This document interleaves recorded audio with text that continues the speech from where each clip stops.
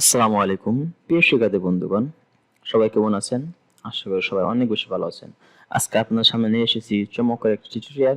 এই টিউটোরিয়ালের মাধ্যমে আমরা শিখব বাংলাদেশের পাসপোর্ট সাইজ ইমেজ কিভাবে করতে হয়। আমরা অনেকে জানি না, তো এই ভিডিওর মাধ্যমে আমরা শিখব।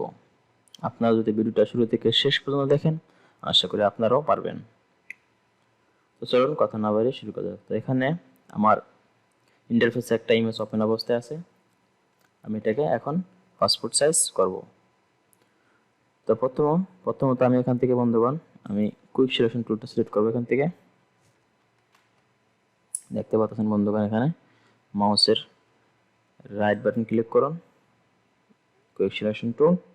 ওকে, সিলেক্ট করে দিলাম। এটাকে সিলেক্ট করে দিয়ে আমি এখান থেকে জায়গা সিলেক্ট করে নিব।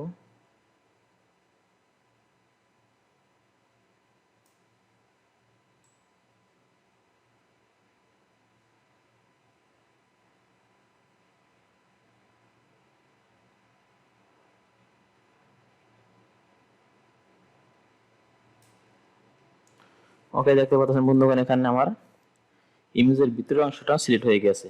আমি এটাকে বাইর করার জন্য কিবোর্ড থেকে অল্ট প্রেস করে মাউসের লেফট বাটন চেপে ধরে এটাকে ধরে ওইদিকে সরিয়ে দিব। ওকে, আশা করি হয়ে গেছে। এখন আমি এটাকেও ভেতরের অংশ সিলেক্ট হয়ে গেছে, কিছু জায়গাটাও এঁকে দিতে হবে। জায়গাটা হয়ে গেছে। ওকে, এখন বন্ধুগণ আমি একটা কালার সিলেক্ট করবো এখান থেকে। তো কালার সিলেক্ট করার জন্য এখানে একটা ক্লিক করলে আপনার অটোমেটিক এখানে কালার একটা বক্স ওপেন হবে। আমি এখান থেকে ইচ্ছে মতো কালার দিয়ে নেবেন আপনি।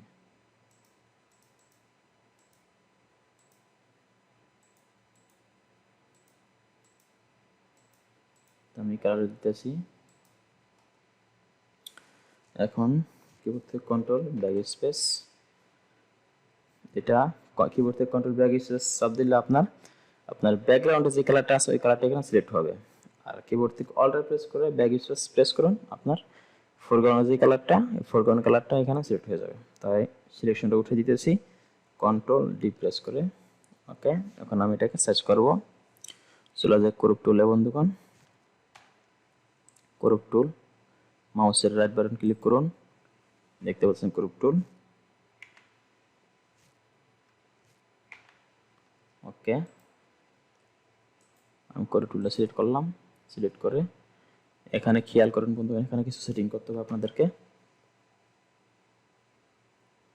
দেখতে পাচ্ছেন এখানে আপনি এটা সিলেক্ট করে দিবেন ওয়েট অ্যান্ড হাইট রেজুলেশন, এটা সিলেক্ট করে দিয়ে তারপর এখানে দিবেন 25 mm 30 mm, এখানে দিবেন 600 রেজুলেশন। এটা হলো বাংলাদেশের পাসপোর্ট সাইজ। ওকে বন্ধুগণ, এখন আমি এখানে দেখতে পাচ্ছেন টিক মার্ক বন্ধুগণ। আমি যদি টিক মার্ক ক্লিক করি তাহলে হয়ে যাবে। আমি টিক মার্কটাই ক্লিক করে দিলাম। ওকে বন্ধুগণ, দেখতে পাচ্ছেন আমার এখানে পাসপোর্ট সাইজ ইমেজটা পেয়ে গেছি আমি। আমার রেজাল্টটা যেই রেজাল্টের জন্য কাজটা করেছি আমি সেই রেজাল্টটা আমি পেয়ে গেছি। ওকে বন্ধুগণ, এবং আপনাদের ইমেজ যদি কখনো বাঁকাতারা হয় তাহলে আপনি কিবোর্ড থেকে কন্ট্রোল এ প্রেস করে ইমেজটাকে সিলেকশনে আনবেন, তারপর কন্ট্রোল টি প্রেস করে আপনি এটাকে এমনি ঘুরে দিতে পারবেন। যদি বাঁকাতারা থাকে আপনি ইচ্ছা মতো কাজ করতে পারবেন। তো আমার ইমেজটা সোজা আছে, তা আমি করতেছি না।